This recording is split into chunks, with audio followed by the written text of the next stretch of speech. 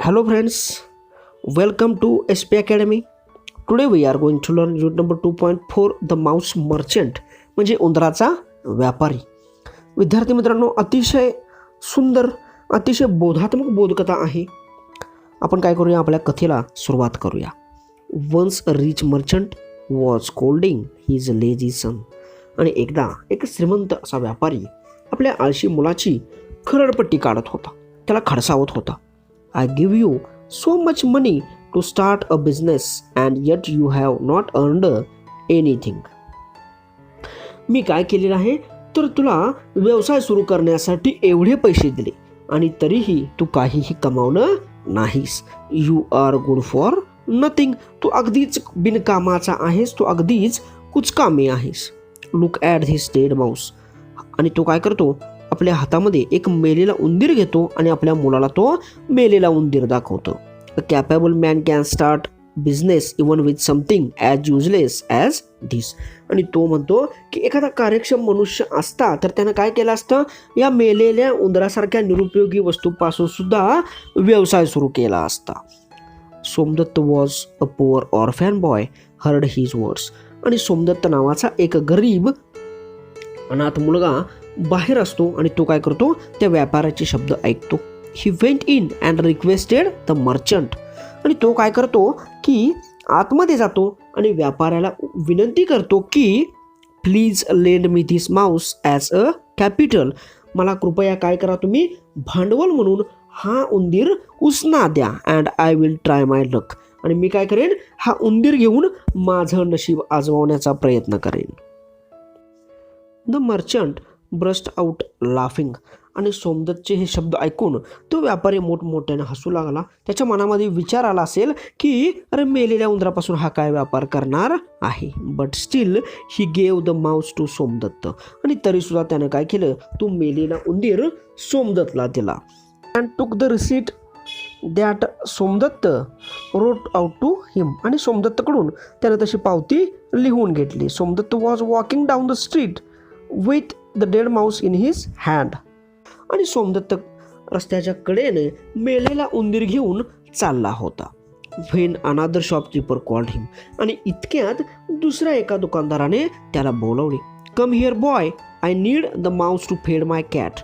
आणि तो व्यापारी त्याला म्हणाला की मुला इकडे ये, मला तो उंदीर माझ्या मांजराला खाऊ घालण्याकरता हवा आहे. I will give you 2 handfuls of gram for it. आणि त्याकरता मी तुला काय करीन, तर 2 मूठभर हरभरे देईन. ग्राम म्हणजे हरभरे आणि हँडफुल म्हणजे मूठभर. Somdatta accepted the gram. आणि सोमदत्तनं काय केलं, ते हरभरे स्वीकारले. At home Somdatta roasted the gram well. आणि घरी गेल्यानंतर सोमदत्तने ते हरभरे चांगल्या प्रकारे भाजले. देन ही टूक अ पिचर ऑफ वॉटर. आणि त्यानंतर काय केलं, तर त्याने पाण्याची एक सुरई घेतली. And stood at the crossroads with his gram and the water. आणि त्याच्या हरभऱ्यांसह आणि पाण्यांसह तो रस्त्याच्या फाट्यावरती जाऊन उभा राहिला. He waited for a long time. आणि तिथं जाऊन तो खूप वेळ त्यांनी वाट पाहिली, खूप वेळ प्रतीक्षा केली. In the evening when the labourers were returning home from the wood. आणि संध्याकाळी मजूर जंगलातून परत येत असताना they saw the boy with roast gram and water.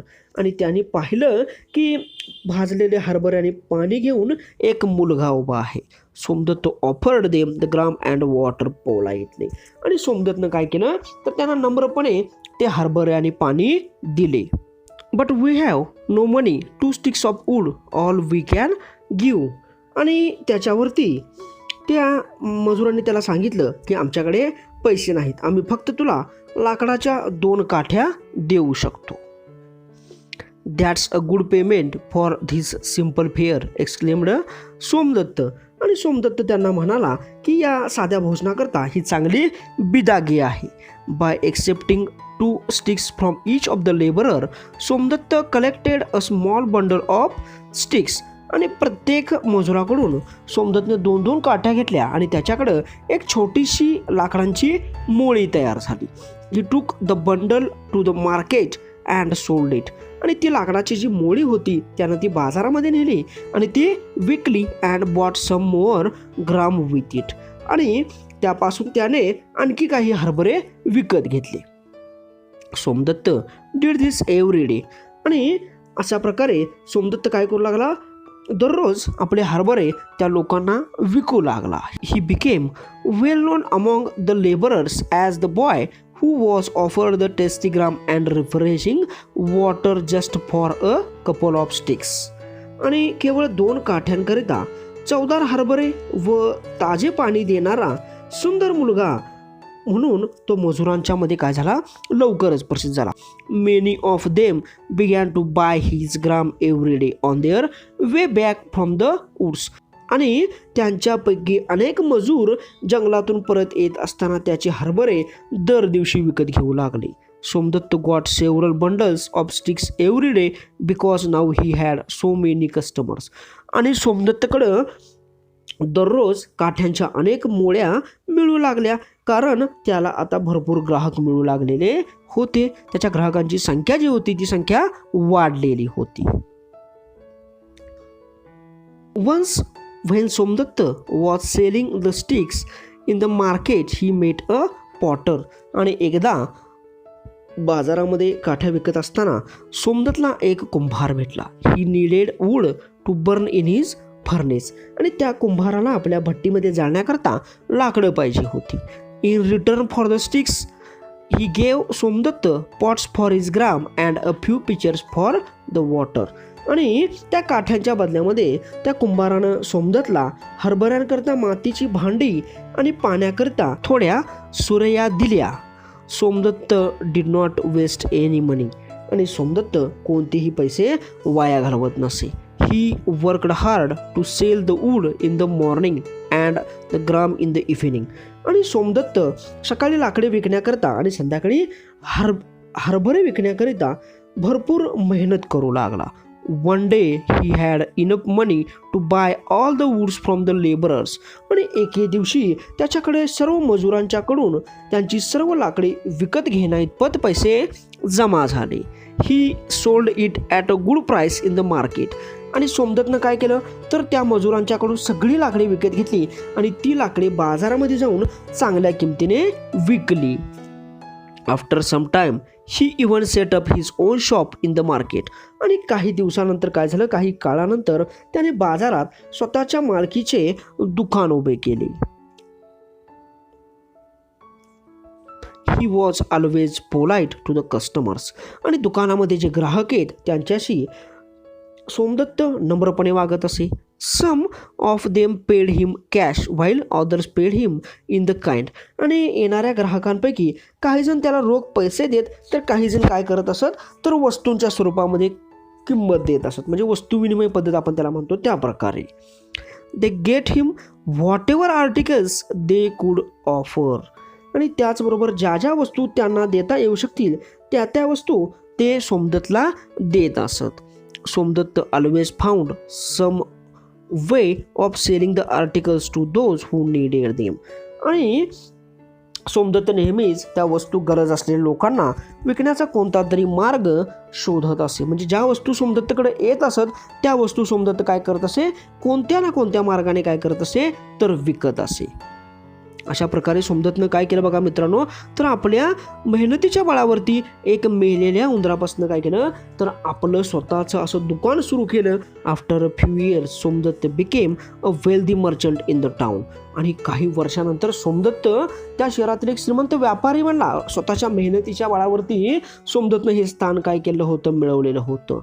One day he asked the goldsmith to make him a small golden Mouse.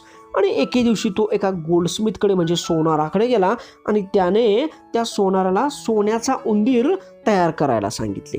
He took the mouse to the rich merchant. त्या सोनाराने बनवलेला तो सोन्याचा उंदीर घेऊन तो त्या व्यापाऱ्याकडे गेला ज्या व्यापाऱ्याने त्याला सुरुवातीला मेलेला उंदीर दिला होता.